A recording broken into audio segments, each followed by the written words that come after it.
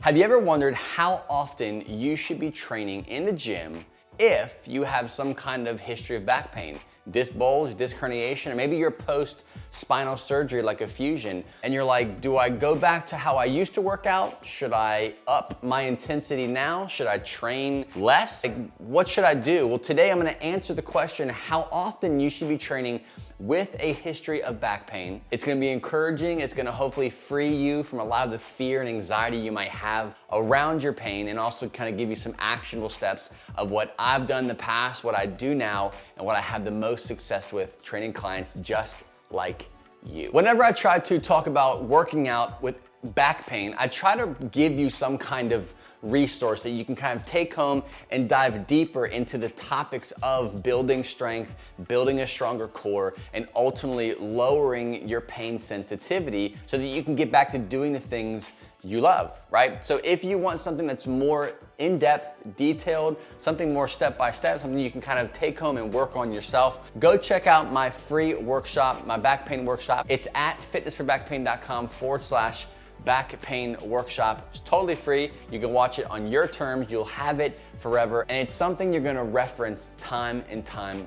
again. You can grab that at fitnessforbackpain.com/back pain workshop. So the first and probably the most important part of how often you should train will all depend on your own specific pain threshold. If you've never heard me say that before, you haven't watched enough videos. If you have, hopefully you're seeing a pattern. You have to understand how much your body can take before your internal alarms start going off. A way that I like to describe your pain system to the clients I work with is kind of like a car alarm. Back in the day, back in my day, when I was younger, first getting my driver's license, they had these Viper alarm systems that you can install in your car. Well, oftentimes these things were able to be adjusted. So you can adjust the sensitivity of the actual car alarm. So if your friend who had the really loud exhaust drove down your street, guess whose car alarm is gonna go off? Yours, because it was dialed up so sensitive. Or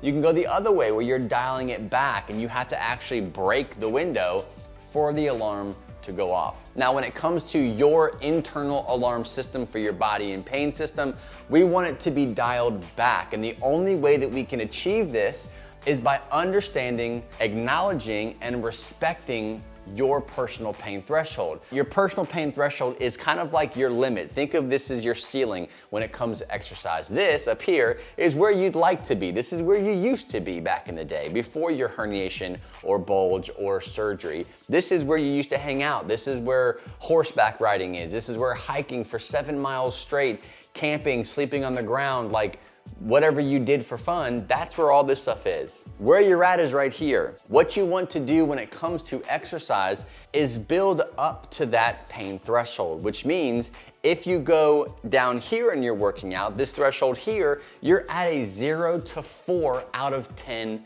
pain. Boom, this is where you're at. Once you break that threshold, you're in the 5, 6, 7, and you're trying to operate and exercise and build strength and recover in a high level of pain. And it's just not gonna work, period. You're not gonna push through pain at all. So the no pain, no gain thing, it's junk, especially when it comes to persistent low back pain. So over time, as you build strength, build resilience, and you stay under this threshold, that threshold is going to go up, right? So now, as your threshold goes up, you have this new room for more activities. Yes, so much room for activities. And what that's gonna allow you to do over time is continue to build resilience, build strength, build stamina, and build a bigger pain threshold or a less sensitive threshold so that you can ultimately do more and get back to living the life that you used to before chronic pain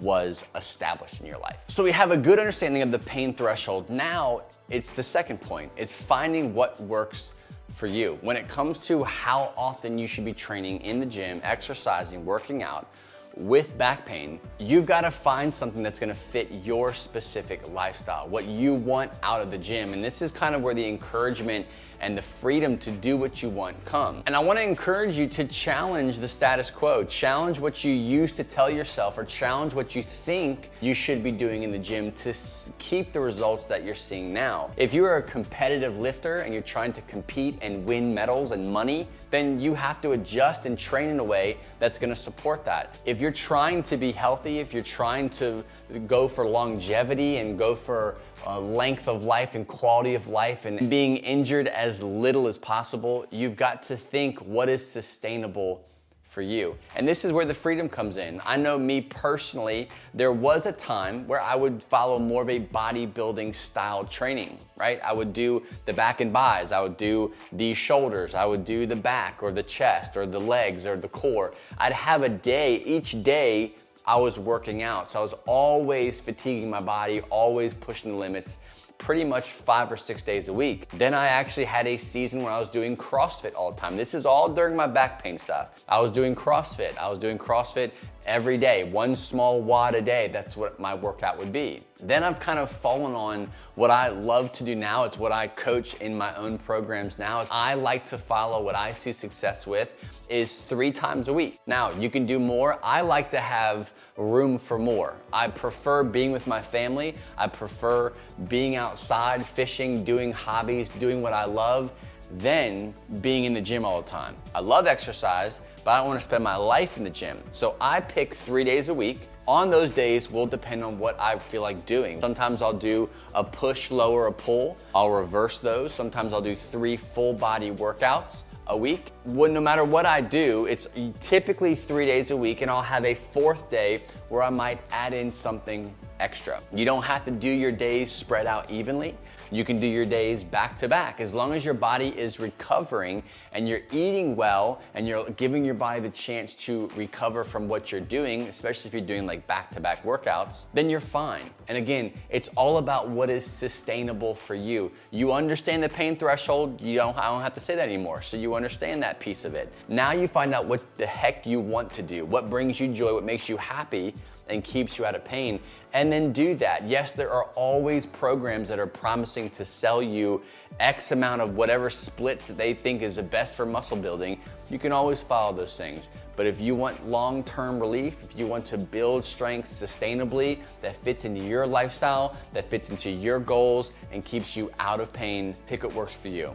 You want to follow me 3 days a week, push, pull, lower, 3 days a week, full body workouts with a bonus workout if you want to kind of just throw in a little curveball. So that is the way I look at exercise when it comes to how often you should do it, especially with some kind of back injury, herniations, bulge, or post-surgery life. That's what I've seen the most success with. Again, if you're looking for a smarter way to approach exercise, you can always grab that back pain workshop. You can get it at fitnessforbackpain.com/back pain workshop. If you want more than that, if you want someone to create your workouts for you, if you want to just print off and follow a very specific workout that is tailored to you and your sensitive low back and you want help with that, check out fitnessforbackpain.com/smart strength. Every 28 days, I deliver a back-friendly, fusion-friendly, post-surgery-friendly workout that builds strength, follows the rubric that we kind of talked about here today, but it's all done for you with the sets, reps, and specific back pain relief coaching that you need. You can grab that or check that out at fitnessforbackpain.com/smart strength. Thanks again for watching, and I will see you on the next episode.